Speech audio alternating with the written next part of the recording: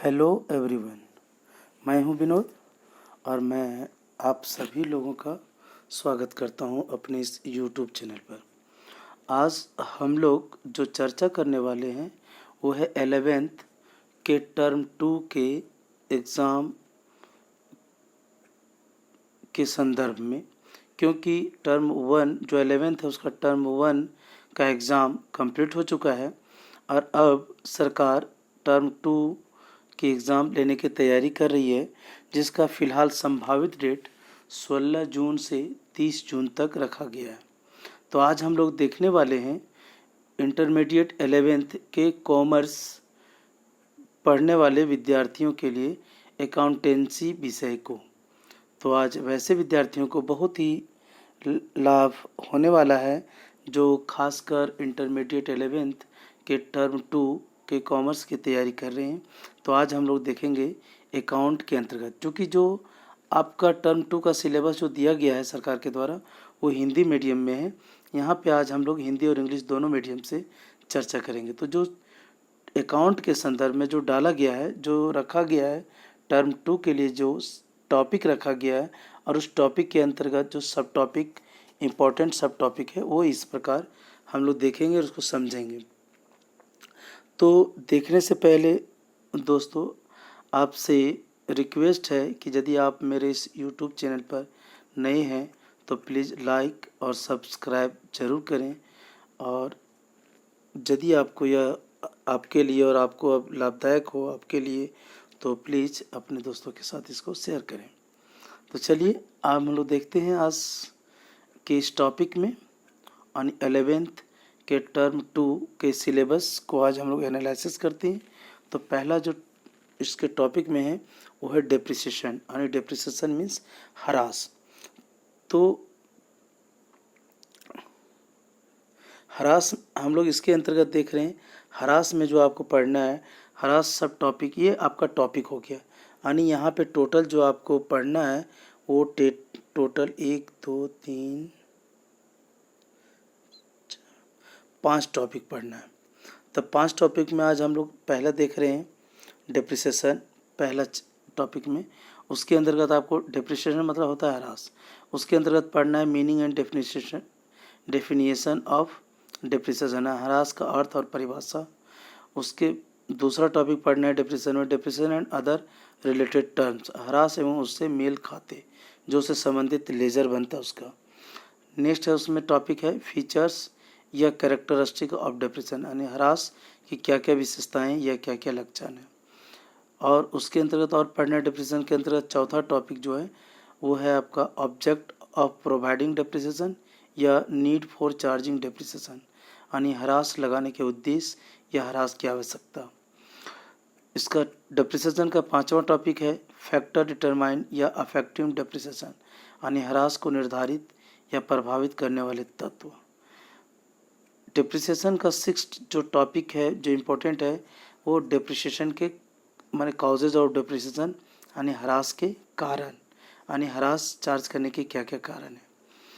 Next जो topic है depreciation का वो है डेप्रिसिएशन अकाउंटिंग, यानी ह्रास का लेखांकन। जो डेप्रिसिएशन होता है उसका हम लोग लेखांकन कैसे करते हैं, अकाउंटिंग कैसे करते हैं, ठीक है। उसका नेक्स्ट टॉपिक है डेप्रिसिएशन का 8वां topic method of charging depreciation, ह्रास लगाने की विधियाँ। तो यहाँ पर जो हम लोग को पढ़ना है वो केवल 2 मेथड को यूज़ करना है। एक है फिक्स इंस्टॉलमेंट मेथड, इसी को बोलते हैं स्ट्रेट लाइन मेथड, इसका बहुत सारा नाम है, और दूसरा है डिमिनिशिंग बैलेंस मेथड। तो यही 2 मेथड हमको इस 11th में और जैक बोर्ड के अंतर्गत हमको यही डेप्रिसिएशन के अंतर्गत यही 2 मेथड पढ़ना है, ठीक है। ये हो गया डेप्रिसिएशन का 8वां टॉपिक।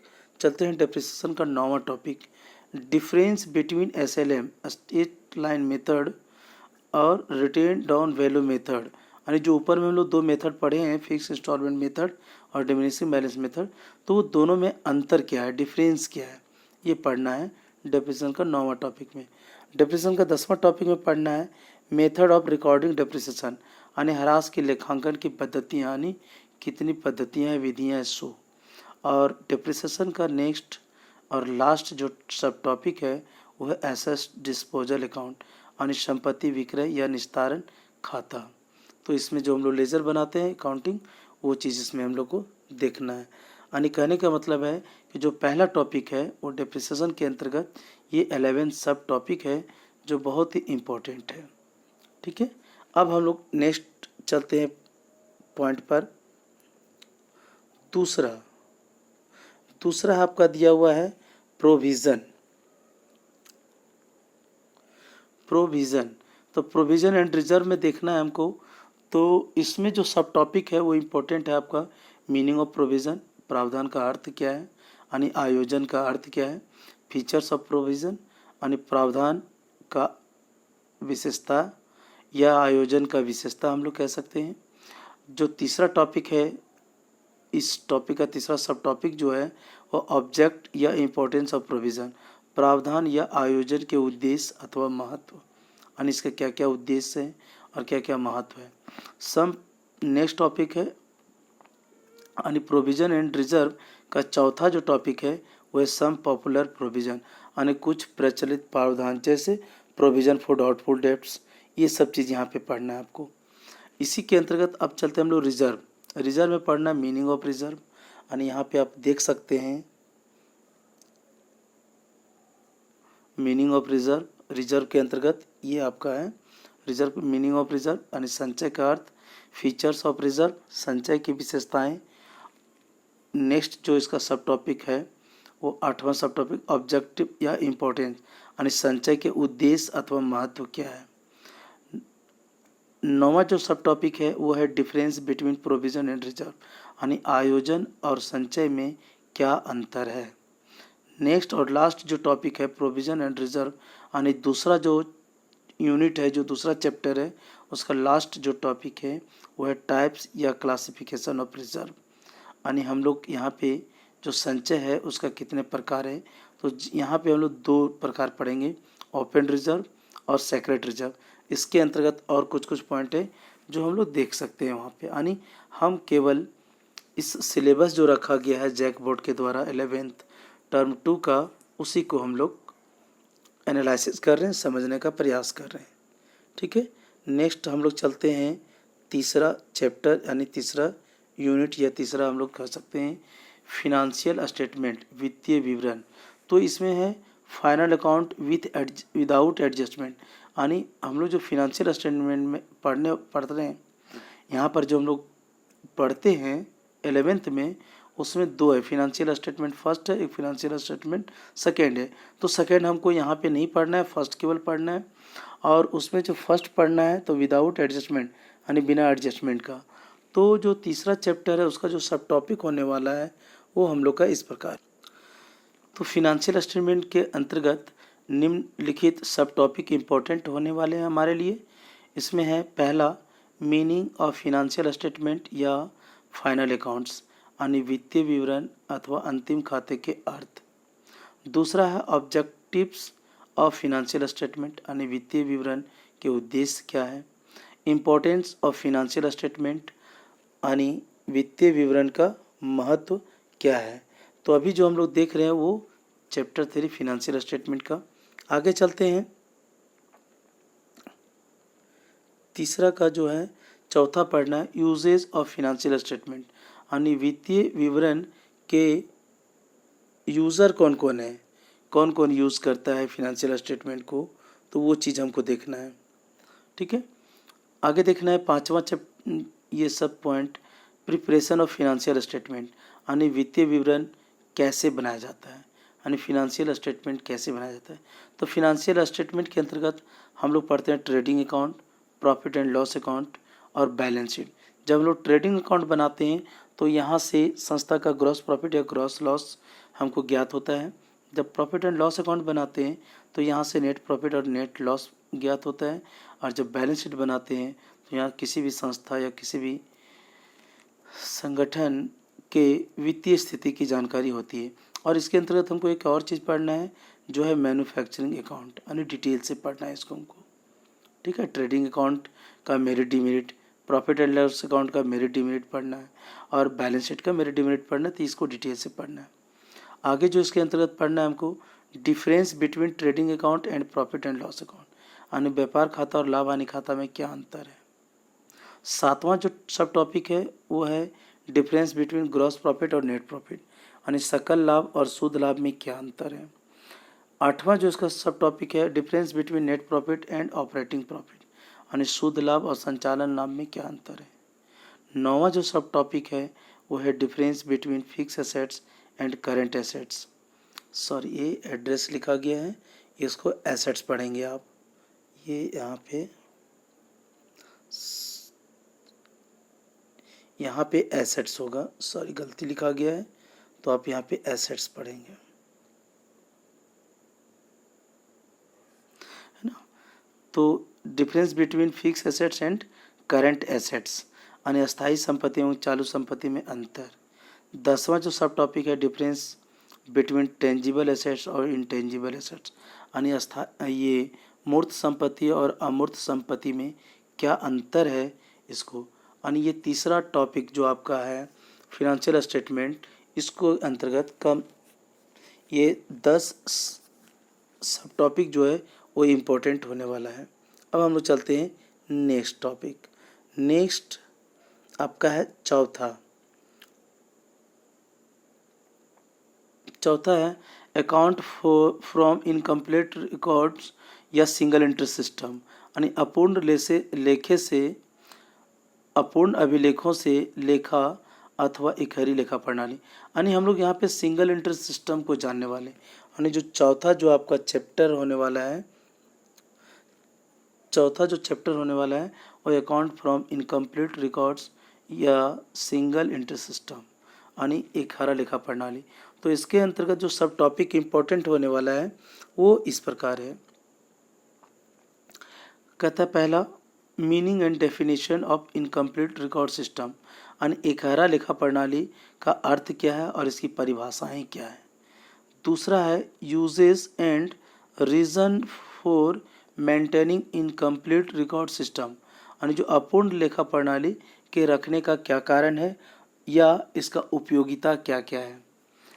तीसरा चलते हैं इसेंशियल या main features of incomplete record system, यानी अपूर्ण लेखा प्रणाली यानी इकहरा लेखा प्रणाली की विशेषताएं या प्रमुख लक्षण क्या क्या है। यानी कहने का मतलब है कि इकहरा लेखा प्रणाली की क्या विशेषताएं होती हैं।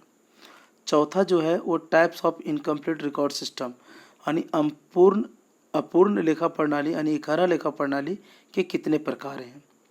और आपको पांचवा इसमें पढ़ना है advantage of incomplete record system, यानी अपूर्ण लेखा प्रणाली अथवा इकहरा लेखा प्रणाली के क्या क्या लाभ हैं। नेक्स्ट इसमें छठा टॉपिक है डिमेरिट्स या limitation of incomplete record system, यानी जो अपूर्ण लेखा प्रणाली के दोष, यानी कहने मतलब हानि और उसकी अथवा इसी को बोलते हैं सीमाएं क्या क्या है, लिमिटेशन क्या क्या है। चलते हैं आगे इसका। और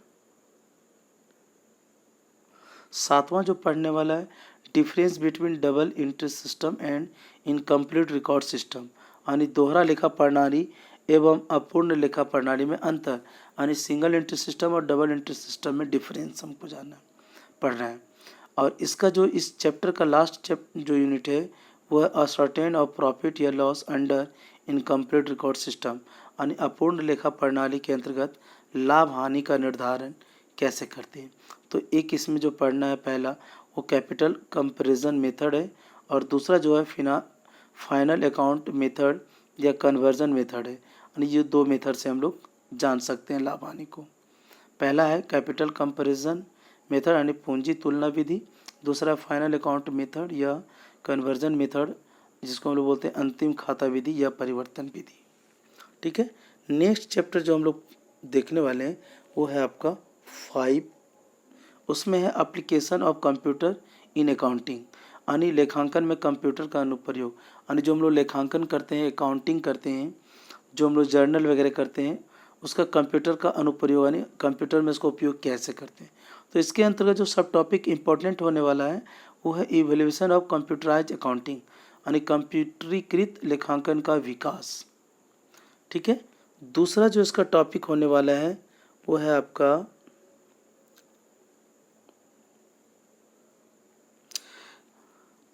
दूसरा है concept of computerised accounting system, यानी कंप्यूटरीकृत लेखांकन प्रणाली की अवधारणा, अनेक तरह से कर सकते हैं मीनिंग।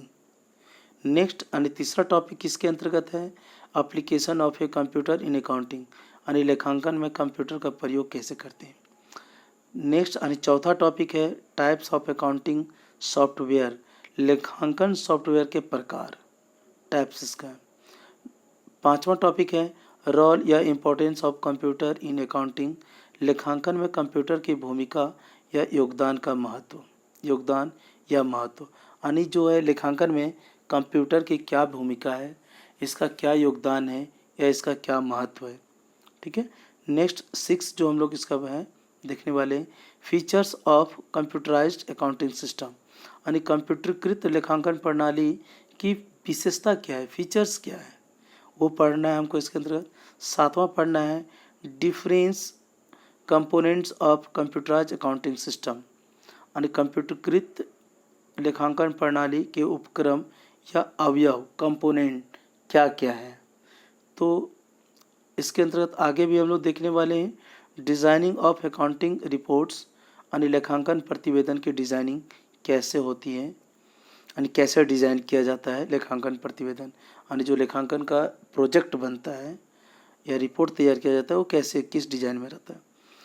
9 हम लोग इसका देखने वाले हैं comparison between manual and computerised accounting system या अकाउंटिंग लिख सकते हैं, यानी मानवीय तथा कंप्यूटरीकृत लेखांकन का तुलना, यानी जो व्यक्ति या मनुष्य जो अकाउंटिंग लेखांकन करता है सो और जो कंप्यूटर करता है सो, दोनों का तुलना अध्ययन पढ़ना, तुलनात्मक अध्ययन। 10वां जो है इस टॉपिक के अंतर्गत various categories of accounting package, यानी लेखांकन की विभिन्न श्रेणियाँ क्या है। नेक्स्ट जो है और लास्ट जो है आपका advantage and disadvantage of computerised accounting, यानी कंप्यूटरीकृत लेखांकन के लाभ एवं हानि क्या क्या है। और जो लास्ट आपका जो है अकाउंट का जो यूनिट है वो है कंप्यूटराइज्ड अकाउंटिंग सिस्टम, यानी कंप्यूटरीकृत लेखांकन प्रणाली, जिसका थोड़ा बहुत हम लोग ऊपर में देख चुके हैं। तो ये टोटल आपको 6 चैप्टर पढ़ना है। 6 चैप्टर के अंतर्गत बहुत सारे सब चैप्टर हैं, यहाँ पे सब यूनिट है। तो हम लोगों ने यहाँ पे सभी टॉपिक को जो इम्पोर्टेंट है उसको हम लोग देखने का प्रयास